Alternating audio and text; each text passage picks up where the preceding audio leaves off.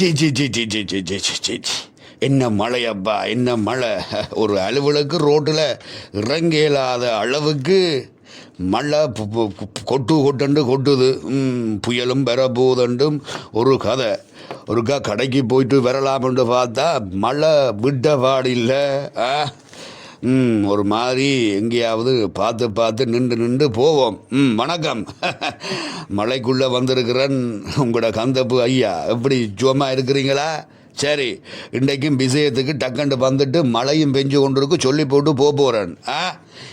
என்னதான் எல்லா விஷயத்தையும் பார்த்து பார்த்து பக்குவமாக செய்தாலும் எல்லாரையும் உச்சி கொண்டு ஏதும் ஒரு சின்ன குறை வரத்தான் செய்யும். அப்படித்தான் இப்போ பிரைவேட் ஆஸ்பத்திரிகளுக்கே சவால் விடுற மாதிரி முன்னேறி கொண்டிருக்கிற யாழ்ப்பாணம் பெரிய ஆஸ்பத்திரிக்கு கண்ணூறு கழிச்ச மாதிரி ஒரு குறை உண்டு கன நாளாக இருக்குதுடாப்பா. இருக்குது. யாழ்ப்பாணம் பெரிய ஆஸ்பத்திரியில் இருந்த பிள்ளைப்பேறு வாட்டை 2012 ஆண்டு புது கட்டடம் கட்டுறதுக்காக இடிக்கேக்க வேறு ஒரு இடத்துக்கு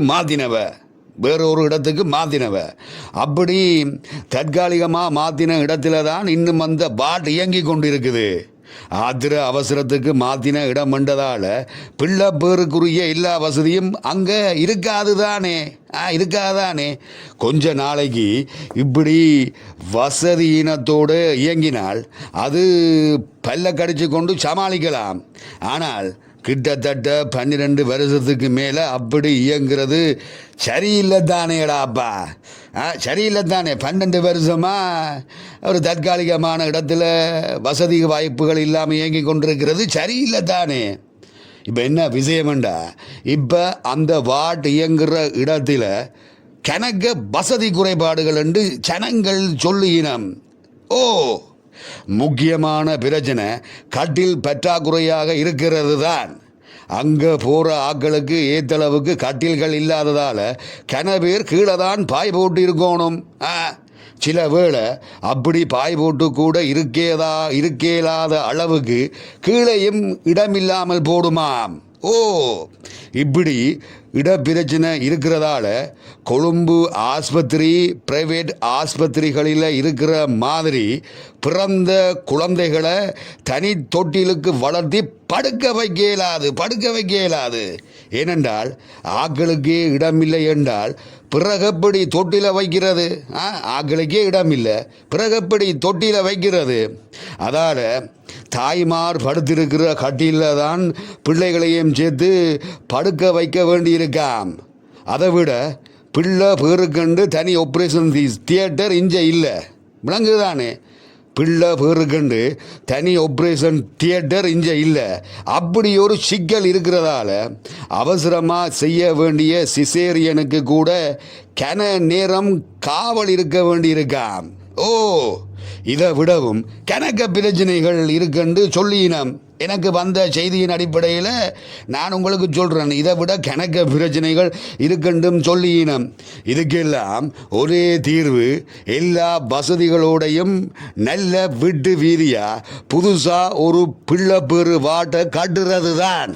என்னண்டு ஒரு விட்டு வீதியாக புதுசாக ஒரு பிள்ளை பேரு வாட்டை கட்டுறது தான். இப்போ பெரிய ஆஸ்பத்திரிக்கு பொறுப்பாக இருக்கிற பணிப்பாளர் வருத்தக்காரரும் அவைகளை பார்க்க வாரவையும் கஷ்டப்படக்கூடாது என்று அந்த பணிப்பாளர் பார்த்து ஒவ்வொன்றா செய்து கொண்டிருக்கிறார். அவருக்கு நாங்கள் மதிப்பும் கொடுக்கணும், அவரை பாராட்டணும். விளங்குதானே? அவர் பதவியேற்ற பிறகு, அந்த பணிப்பாளர் பதவியேற்ற பிறகு பெரிய ஆஸ்பத்திரி முன்னேறின அளவுக்கு வேறு எந்த ஆஸ்பத்திரியும் இப்படி வளரையில.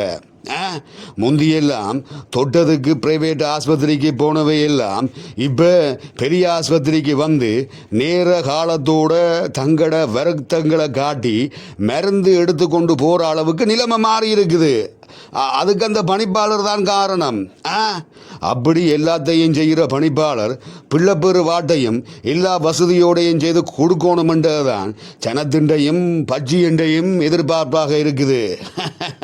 அதைத்தான் இந்த கந்தப்பு ஐயாவும் நான் உங்களுக்கு வந்து சொல்லி போட்டு வெளிக்கிட போகிறேன். ஏன்னா மழை பெஞ்சு கொண்டு இருக்குது, விலங்குதானே, புயலும் பெறப்போகுதுன்னு சொல்கிறாங்க.